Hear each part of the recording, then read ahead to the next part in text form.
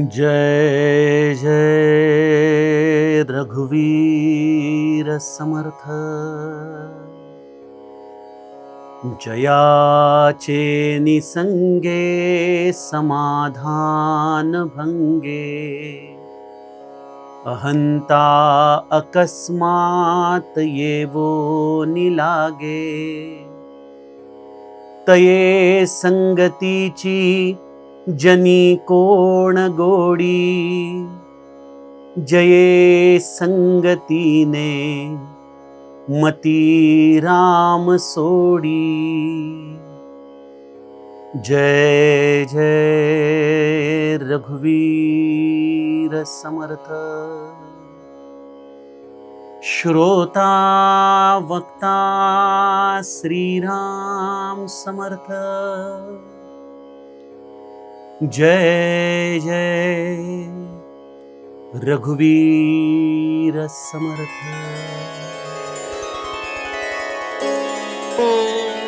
श्रीराम आपल्या सर्वांच्या हृदयस्थ बसणाऱ्या आत्मारामास साष्टांग प्रणिपात करून मनोबोध एक अंतरयात्रा हा श्री समर्थ रामदास स्वामींच्या मनाच्या श्लोकांचा जो आपण चिंतनात्मक मागोवा घेत आहोत। सज्जन हो, आज आपण त्यातील श्लोक क्रमांक 45 याचं चिंतन पाहत आहोत।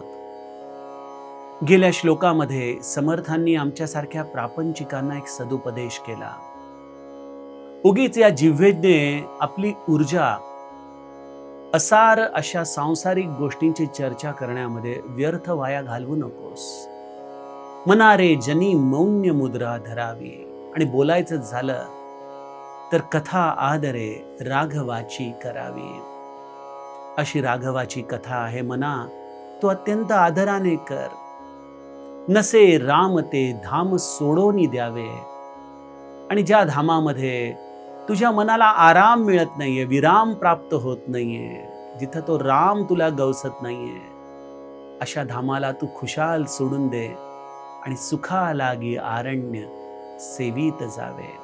अशा या पद्धतीने सज्जनो समर्थ या मनाला जनमानसामध्ये राहत असताना देखील आरण्य कसं सेवावं, एकांत कसा भोगावा, याचं अत्यंत मार्मिक असं चिंतन गेल्या श्लोकामध्ये सांगतात। आजच्या श्लोकामध्ये संगतीचं महत्व समर्थ आपल्याला सांगत आहेत। समर्थांच्या श्लोकाचा सरळ अर्थ आपण सर्वप्रथम बघूयात। समर्थ म्हणतात की जया संगतीने समाधान भंगे, ज्याची संगत केली असता मनाचं समाधान हे अचानकपणे तुटतं। अहंता अकस्मात येऊनी लागे। अहंता याचा अर्थ मीपणा, ही देहबुद्धी, हा मीपणा, ही देहबुद्धी, मी आणि माझं याचं निरंतर चिंतन ज्याच्या संगतीने आपल्या अंतःकरणामध्ये सुरू होतं, अशी अहंता आपल्या हृदयामध्ये ज्याच्या संगतीने घडते, त्या संगतीचा हे मना तू त्याग कर। कारण तया संगतीची जनी काय गोडी, काय त्याची गोडी आहे, काय प्राप्त होणार आहे। जया संगतीने मती राम सोडी, ज्याची ही अशी संगत केल्याने खरोखर मनामध्ये क्षुब्धता निर्माण होते, क्षोभ निर्माण होतो, विषय वासना निर्माण होते। अशा संगतीची काय गोडी आहे मना, अशी संगत सोड। ज्या संगतीने तुझं मन रामापासून दूर जातं, विन्मुख जातं, अशा गोष्टींची संगत हे मना तू सोड, आणि मनाला निरंतर ज्याच्यामुळं मन राममय होईल अशा गोष्टींच्या संगतीमध्ये लावण्याचा तू प्रयत्न कर। हा समर्थांच्या श्लोकाचा साधा सरळ अर्थ आहे। सज्जनो, समर्थांचा सगळा परमार्थ हा विवेक प्रधान आहे। विवेक याचा अर्थच मुळे निरक्षीर विवेक असा सांगण्यात येतो, ज्याला सारासार विचार असं म्हटलं जातं। निरक्षीर म्हणजे काय? जल आणि दूध। असं म्हटलं जातं की राजहंस नावाचा जो एक संतांनी एक विवेक रूपाचं दृष्टांत देण्यासाठी ज्या राजहंसाची उपमा दिली जाते, तो राजहंस जरी आपण दूध आणि पाणी एकत्र करून त्याला दिलं तरी त्यामधलं केवळ तो क्षीर म्हणजे दूध प्राशन करतो, पाण्याला तो सोडून देतो, त्यागून देतो. त्याला कळतं की नेमकं काय ग्रहण केलं पाहिजे. या संसार रूपी एक प्रकारे निरक्षीर सरमिसळ झालेल्या संवादांमध्ये, विचारांमध्ये आमच्या मनाचा राजहंस व्हायला हवा, ही समर्थांची या श्लोकामधून अपेक्षा आहे.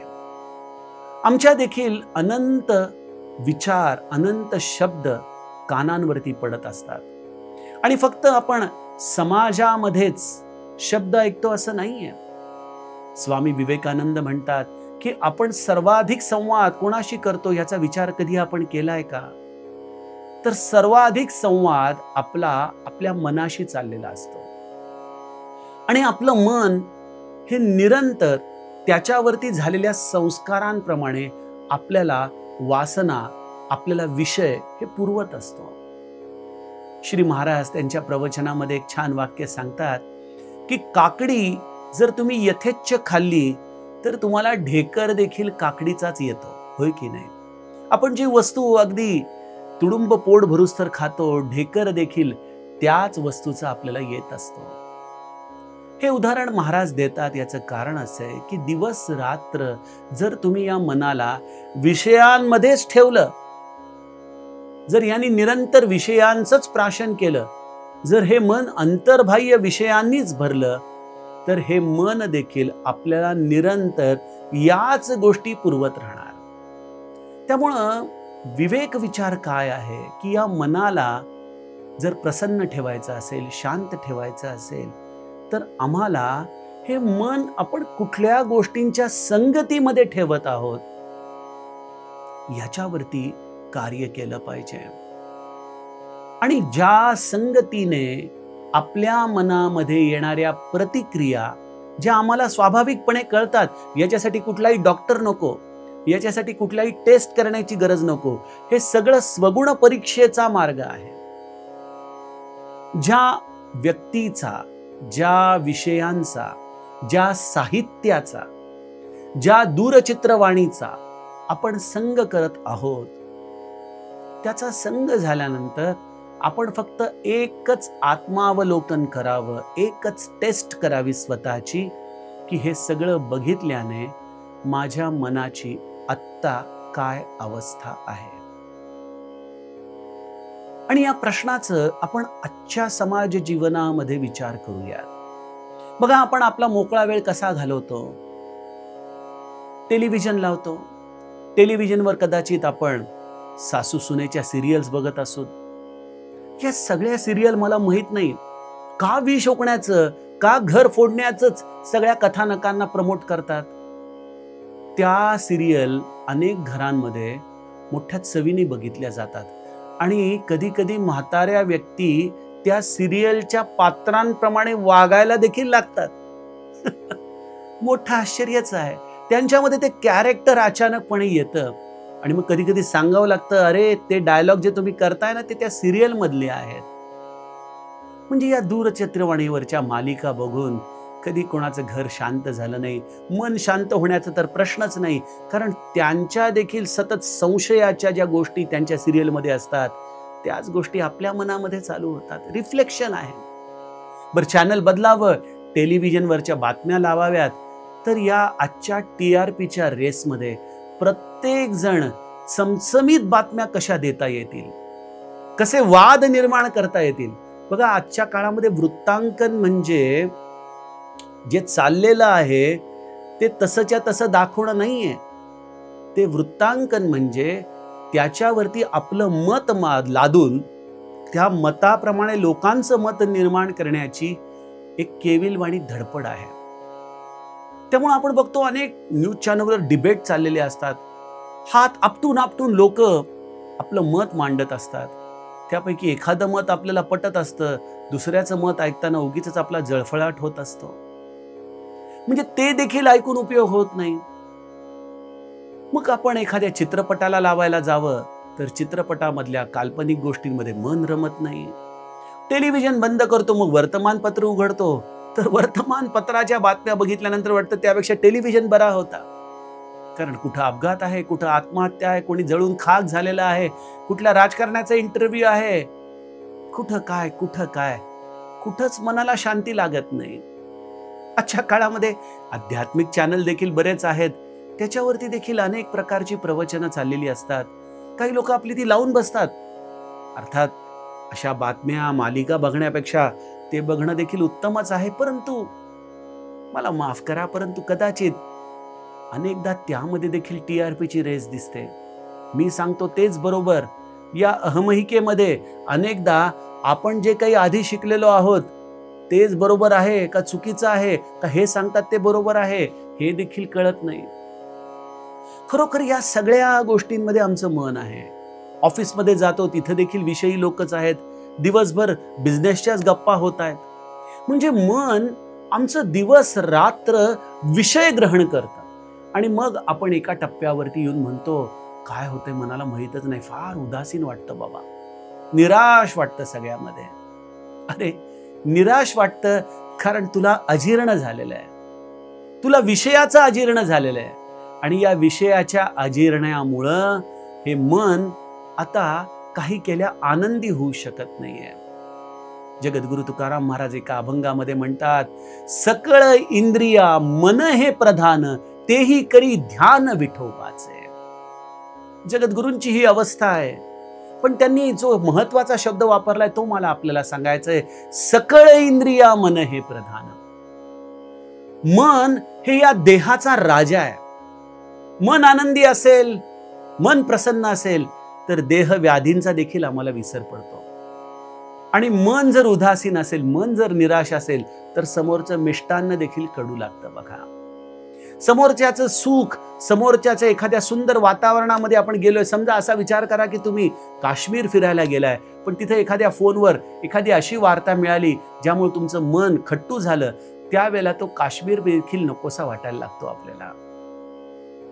ही मनाची अवस्था आहे. कारण मन डिसाइड, मन लीड्स, ते ठरवतं कसं वागायचंय, कसं राहायचंय. म्हणून समर्थ आम्हाला म्हणतात की मना, मग तू अशा गोष्टींचा संग कर ना. बघ, या गोष्टींचा संग केल्याने तुला तर प्रत्यक्ष अनुभव आहे. जयाचे नि संगे समाधान भंगे. या टेलिव्हिजन, हे न्यूजपेपर, हे आजच्या काळातल्या कादंबऱ्या, चित्रपट, विषयी लोक, नातेवाईक, या सगळ्यांचा संग केला पण यांच्यामध्ये कोणातही समाधान मिळालं नाही. कारण या कोणामध्ये स्वतः समाधान नसल्यामुळं त्या वस्तू तुला समाधान देऊ शकत नाहीये. मग अशा लोकांचा संग तू का करतोयस? आणि बघा, समर्थांनी इथे एक फार छान शब्द वापरलाय, संग. संग संग संग याचा अर्थ काय आहे? साथ आणि संग याच्यामध्ये फरक असा आहे की बघा, कदाचित एखाद्या व्यक्तीबरोबर आपण आयुष्यभर राहतो देहाने, ही देहाची साथ असते. पण कदाचित मनाचा संग असतोच असं नाही. पण माझा राम आणि भरत हे देहाने कितीतरी लांब होते, पण या दोघांचा निरंतर संग होता. भरताचं दुःख निरंतर रामाला जाणवतंय आणि रामाची संवेदना निरंतर भरताला जाणवतीये. अनेकदा पती पत्नी देखील नोकरी धंद्यामुळं, उद्योगामुळं एका ठिकाणी राहू शकत नाहीत. कोणाची नोकरी कुठं, कोणाची नोकरी कुठं, त्यामुळे दोघांना वेगवेगळं राहावं लागतं. पण प्रेम जर असेल तर दोघांचा निरंतर संग असतो. संग हा मनाने होतो, साथ ही देहाने होते. मग ह्याचा अर्थ आपण नीट समजून घ्यावा की दूरचित्रवाणीचा संग करू नये, न्यूजपेपरचा संग करू नये, नातलगांचा संग करू नये. याचा अर्थ साथ करू नये असं नाहीये. आजच्या काळामध्ये जिथं तुम्हाला सर्व दृष्टीने अपडेट राहावं लागतं, तिथं हे नाटक तुम्हाला निभावायलाच पाहिजे. तुमचं जनरल नॉलेज असलंच पाहिजे. बघा, माझ्या परमार्थामध्ये समर्थांच्या कुठल्याही गोष्टीला सोडायचं नाहीये, फक्त त्या गोष्टीचं रवंथ करायचं नाहीये. आपल्याला त्याला संग ठेवायचा नाहीये. जशी एखादी आपल्याकडं ठेवणीतली वस्तू असते, ती जेव्हा आपल्याला गरजेची असते तेवढ्यापुरती आपण काढतो आणि पुन्हा तिथं ठेवून देतो. तसे हे न्यूजपेपरच्या बातम्या, चालू असलेल्या करंट अफेअर्सच्या गोष्टी, एखादा चित्रपट नातलगांमध्ये असलेले गॉसिपिंग, या सगळ्या गोष्टी ठेवणीतल्या गोष्टींसारख्या आपण ठेवाव्या. जेव्हा एखाद्या गोष्टीवरती बोलायला जावं तेव्हा तेवढ्या पुरता त्याचा वापर करावा आणि त्याला पुन्हा ठेवून द्यावं. आणि संग करायचा असेल तर तो या राम नामाचा संग करावा. आणि हे बाहेर कोणालाही कळता कामा नये. लोकांना आपण प्रॅक्टिकली जसे आहोत तसेच वाटलं पाहिजे. कारण काय, जगाचा स्वभाव असा आहे ना की जर एकदा त्यांना कळालं की हातामध्ये हा निरंतर जपाची माळ घेऊन बसतो, बघा जपाची माळ देखील आपण साथ करतोय का संग करतोय, हा प्रश्न आपण स्वतःला विचारलं पाहिजे. संग करण्यासाठी कशाचीच गरज नसते. संग हे संपूर्णपणे निरुपाधिक आहे, कुठलीच उपाधी लागत नाही त्याला. आपण मनातल्या मनात भगवंताच्या नामाचा संग करावा.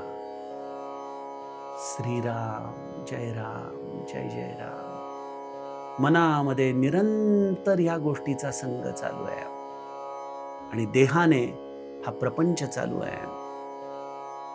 आणि हा विवेक अशा पद्धतीने आपण निर्माण करावा. मी कुठे आहे, वेअर इज माय माइंड, हा प्रश्न आपल्या स्वतःला विचारावा.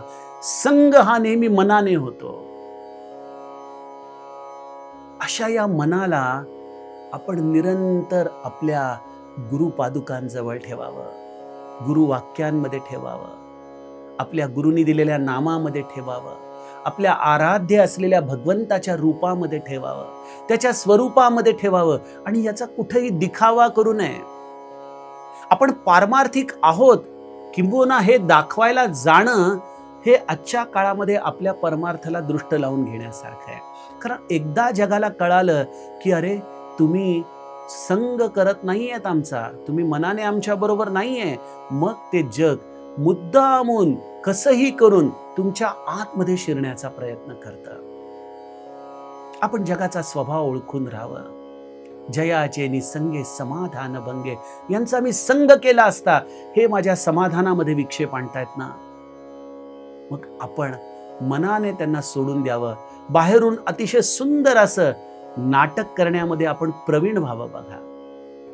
आणि हा संग करत असताना आपल्या रामाचं, या भगवंताचं आपण विलक्षण असं हे रूप, त्याचं नाम, त्याची लीला, त्याचं धाम, यामध्ये आपलं मन ठेवावं. कारण आपण जगाचा स्वभाव ओळखलाय.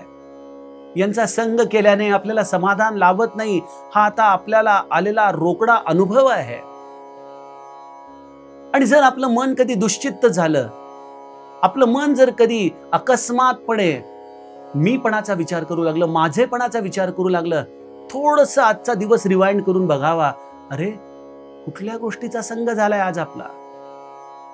समर्थ रामदास स्वामी भिक्षा मागत घरोघरी फिरायचे.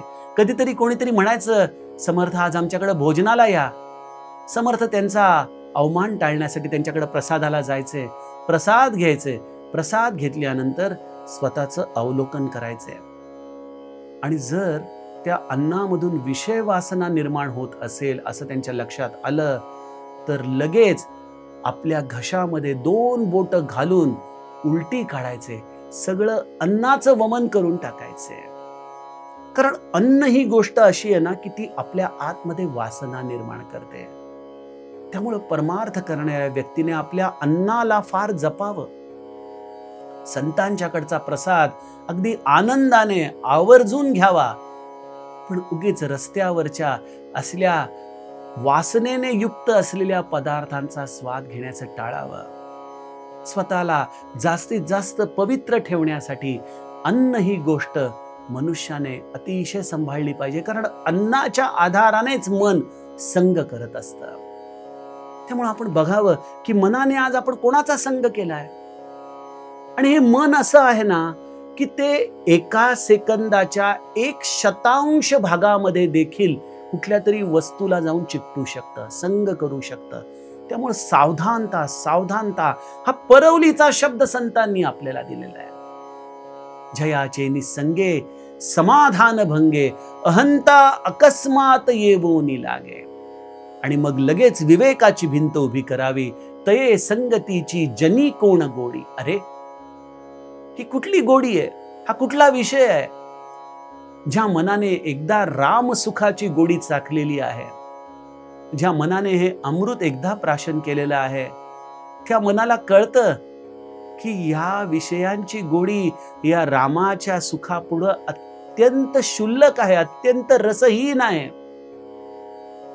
ज्या ज्या वेळेला आपलं मन दुश्चित होतंय, रामापासून विन्मुख होते, समजून घ्या की कुठंतरी आपला संग चुकलाय. मग यावरती औषध काय? यावरती औषध आहे सत्संग. पुन्हा पुन्हा सत्संग करावा, पुन्हा पुन्हा ते वाचावं, पुन्हा पुन्हा संतांच्या ग्रंथांमध्ये शिरावं, पुन्हा पुन्हा हरिनाम घ्यावं, पुन्हा पुन्हा भगवंताच्या लीला ऐकाव्यात, जेणेकरून जो या संघाचा स्पर्श या मनाला झालेला आहे ना, जोपर्यंत हा संघाचा स्पर्श मन सोडत नाही, तोपर्यंत सत्संग बळजबरीने करावा. पुन्हा एका टप्प्यावरती आपलं मन या रामाच्या संगतीमध्ये येतं. हाच तो मार्ग आहे. आणि त्यामुळे सज्जनो, विषयी लोकांच्या आपण संगतीमध्ये राहू नये. मंथरा आणि कैकईचं उदाहरण नेहमी लक्षात ठेवावं. थोड्या वेळाचा हा कुसंग अख्ख्या रामायणाचं कारण ठरलेलं आहे.